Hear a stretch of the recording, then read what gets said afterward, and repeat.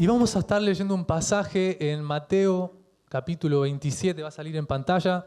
Abran sus Biblias o préndanlas, cualquiera de las dos sirve. Mateo 27, 45 al 46.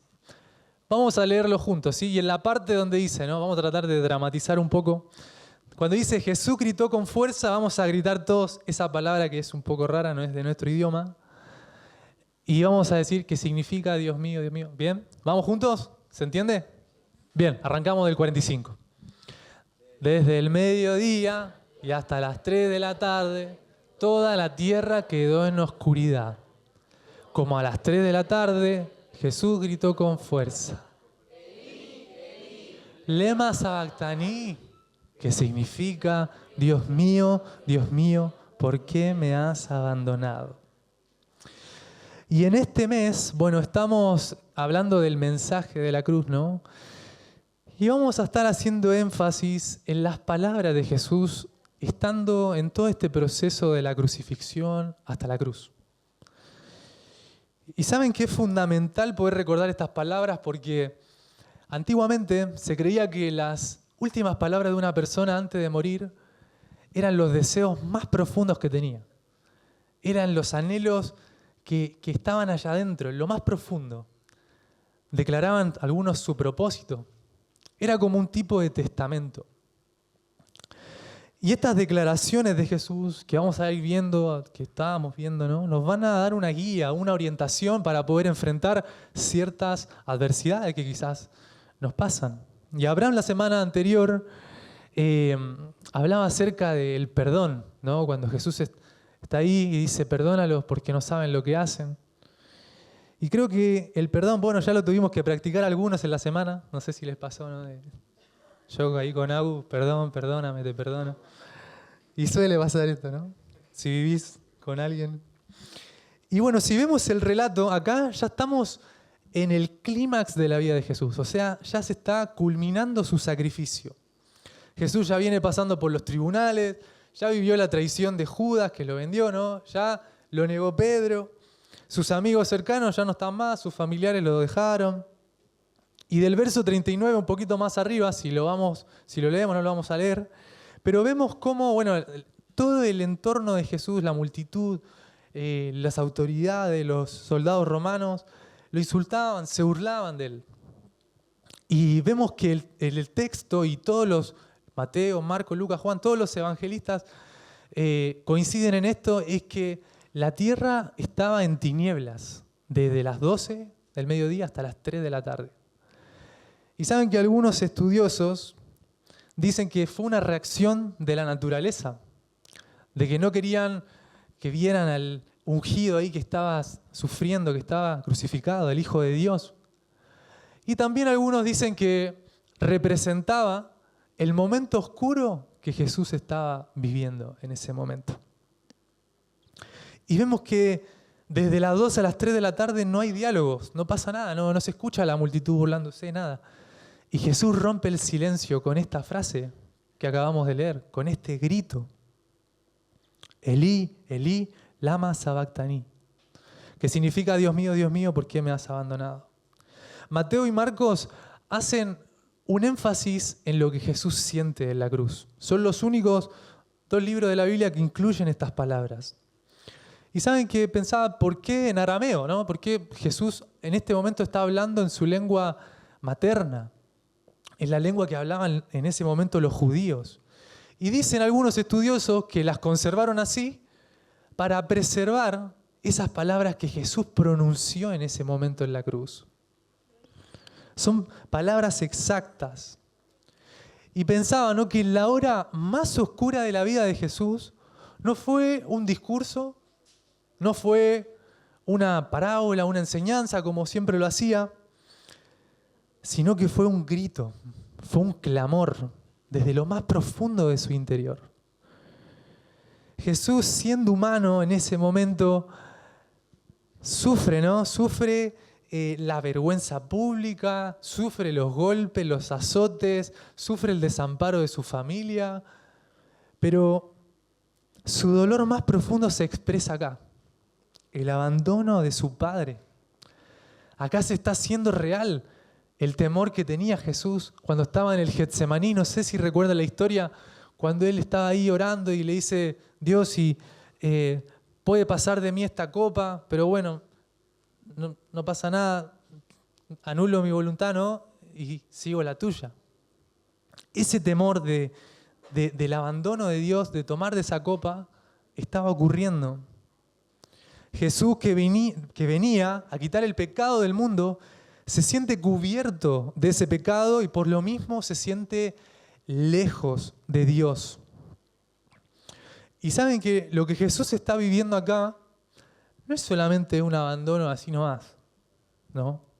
Jesús está viviendo una separación de Dios, momentánea, ¿sí? Pero está experimentando esa separación, esa desconexión momentánea con el Padre. Está tomando el lugar como sustituto, ¿no? Él nunca cometió un pecado, nunca cometió un error, pero está tomando ese lugar siendo perfecto y como dice 1 Corintios 5:21, dice que Él se hace pecado por cada uno de nosotros. Y la humanidad de Jesús acá está experimentando esa conciencia de castigo. Todo el castigo que era para la humanidad lo está experimentando en ese momento Jesús. Y lo más loco es que lo experimenta de manera consciente y voluntaria. Nadie lo llevó a la cruz amarrado y contra su voluntad. ¡Cuánto amor!, ¿no? Y para poder llevar a cabo este propósito, Él tiene que apartarse del Padre. Pero algo muy importante que notamos también en esta frase es que Él en este momento oscuro recurre a la Escritura. Él recita un salmo, el Salmo 22, que es un salmo que habla de un justo que en un principio se siente desamparado por Dios y que después, en algún punto, da un vuelco a la historia y logra cambiar su perspectiva y ver que, ¿no?, Dios está, ¿no? Pero al citar este salmo, Jesús no solamente se identifica con esa persona del salmo, sino que también conecta su experiencia con la palabra de Dios. Jesús sabía que la muerte no era el final. Y aunque eso obviamente no quita el dolor que él estaba sintiendo en ese momento, lo que tenemos que también entender es que el Salmo no termina en la desesperación, no termina en ese abandono.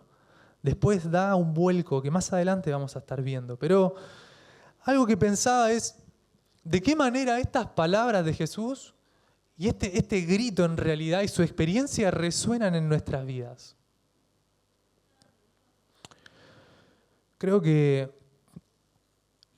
cada uno a lo mejor puede pensar en estas palabras y sacar distintas conclusiones, pero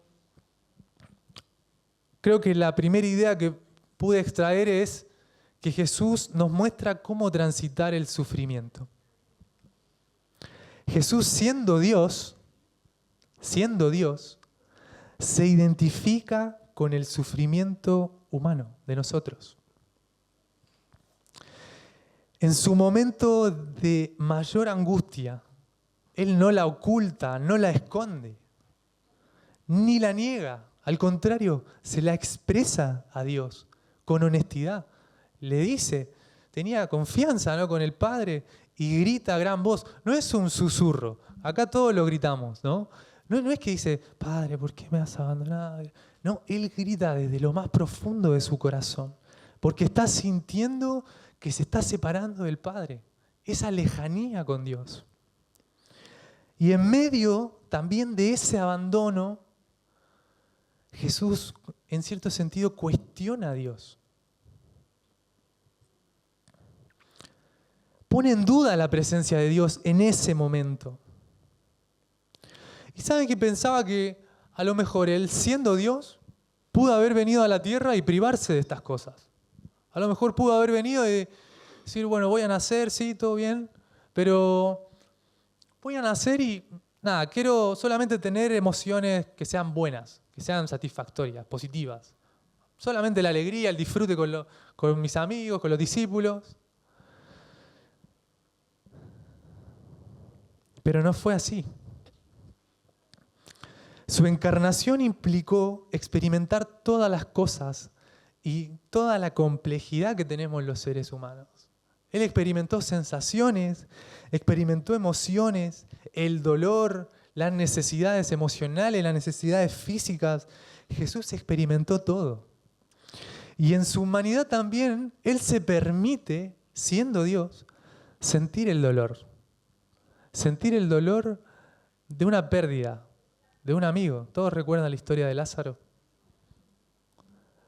Él se permite también sentir la soledad cuando le pide a sus 3 íntimos amigos que vayan y oren con él y los discípulos se duermen, ¿no? Se duermen 2 veces, Jesús los va a despertar, se duerme y se siente que, bueno, no me acompañan en la oración estos muchachos.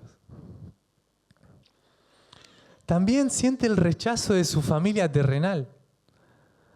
La familia de Jesús no le avalaba tanto el ministerio. Algunos incluso creyeron después de que Él resucitó. Y también se permitió sentir la traición y negación de personas en las cuales Él invirtió su vida, invirtió su tiempo. Sus 3 años de ministerio que estuvo acá en la tierra, invirtió en personas que al final, cuando las papas se estaban quemando, lo dejaron solo. Dice en un pasaje, Hebreos, capítulo 4 al 15, haciendo una referencia a Jesús, dice, porque no tenemos un sumo sacerdote incapaz de compadecerse de nuestras debilidades, sino uno que ha sido tentado en todo, de la misma manera que nosotros, aunque sin pecado.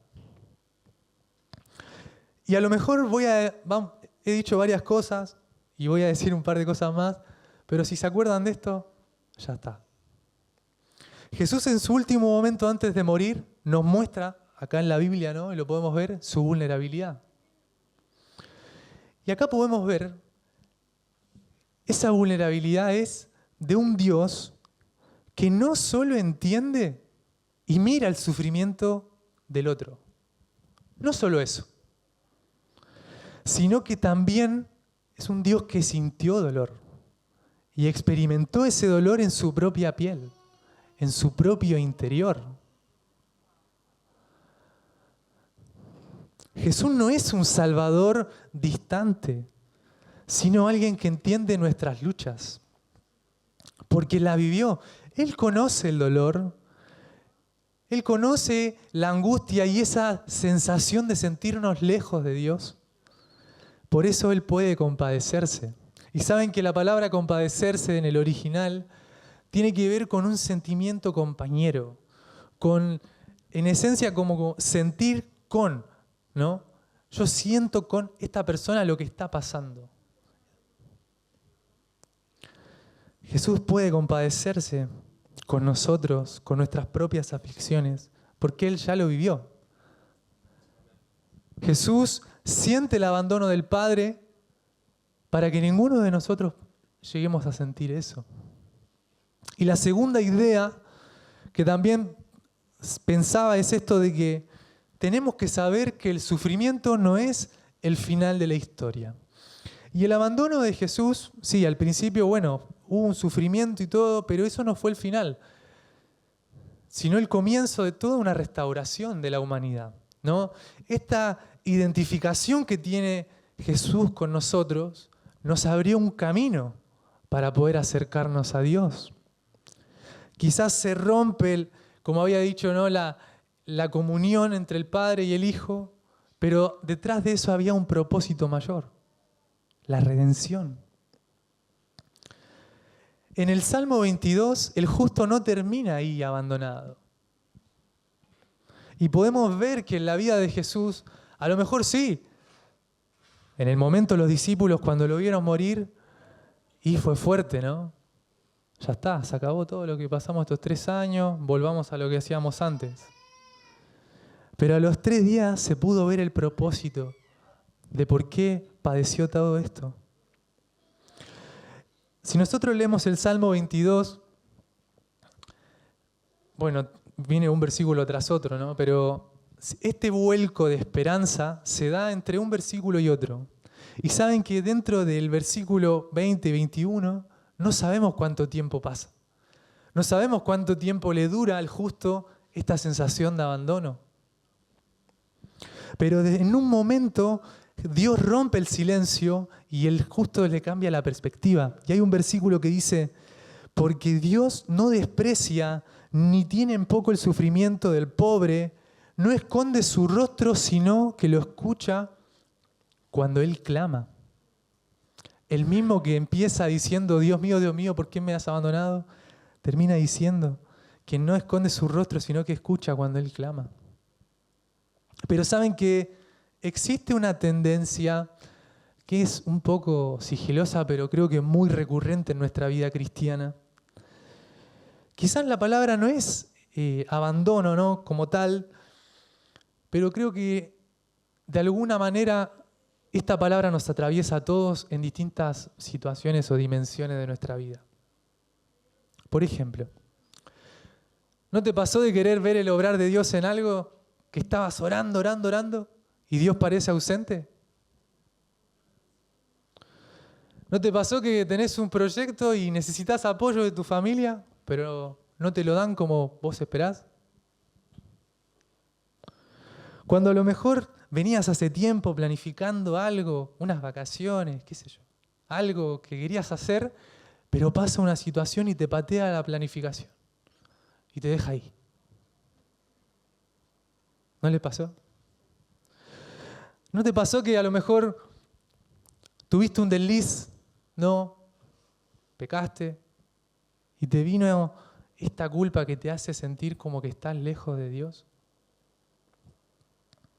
Cuando hay preguntas y no hay respuestas inmediatas.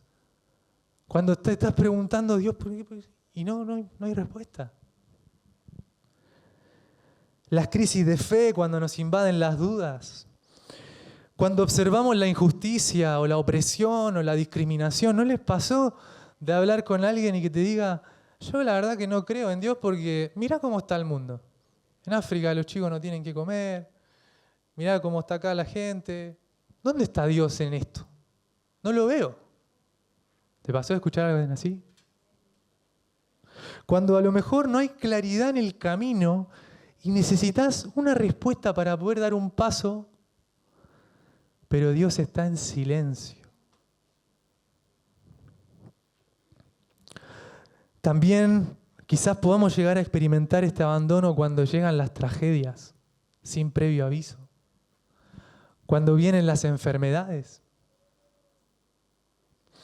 Y en la vida, ninguno de nosotros está exento de que nos pasen estas cosas.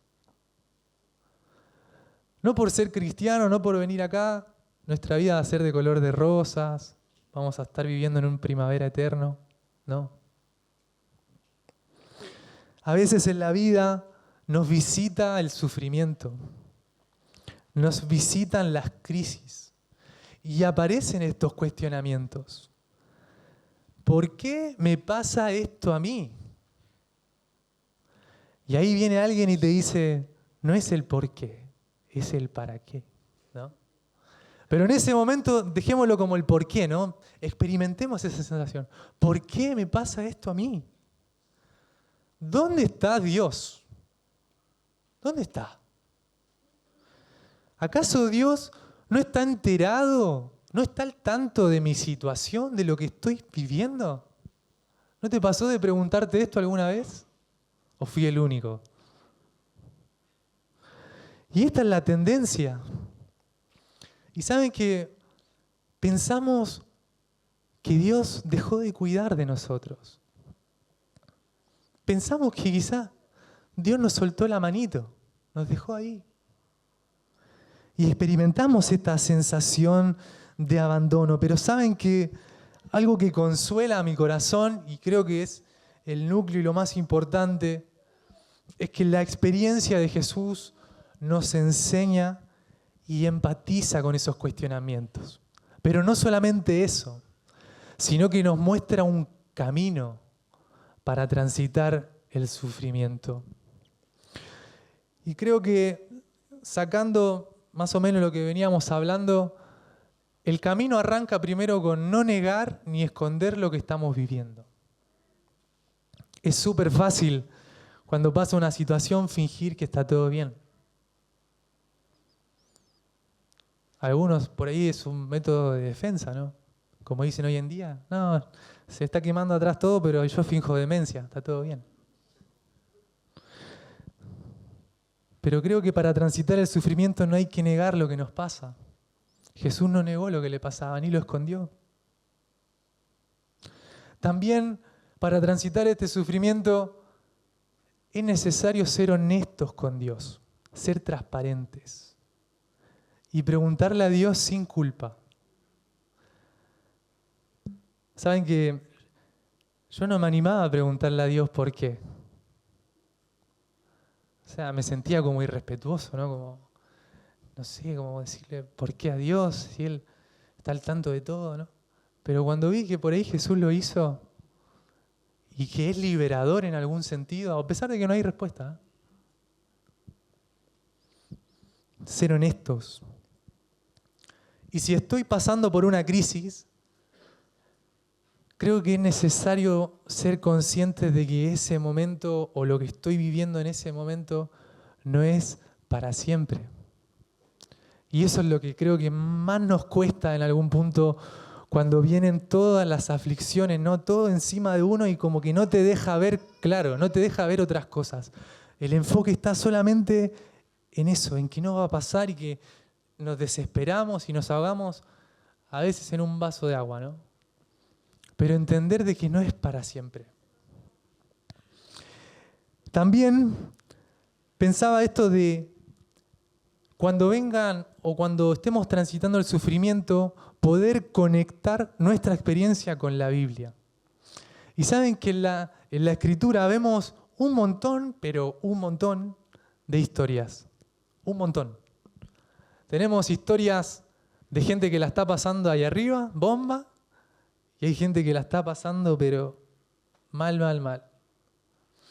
Y en algún punto, que creo, no sé si soy el único que le pasa, pero hay un momento en el cual quizás estoy triste, pero no sé cómo describir esa sensación. No sé si les pasó. Es como que tenés una sensación y no sabés cómo ponerle palabras. Yo te animo que cuando te pase eso, le des un salmo. Y vas a darte cuenta que oraciones de otros le ponen palabras a experiencias que estamos viviendo en el momento. Y creo que la última idea, por así decirlo, para poder transitar el sufrimiento es recordar que Jesús es mi compañero en el sufrimiento.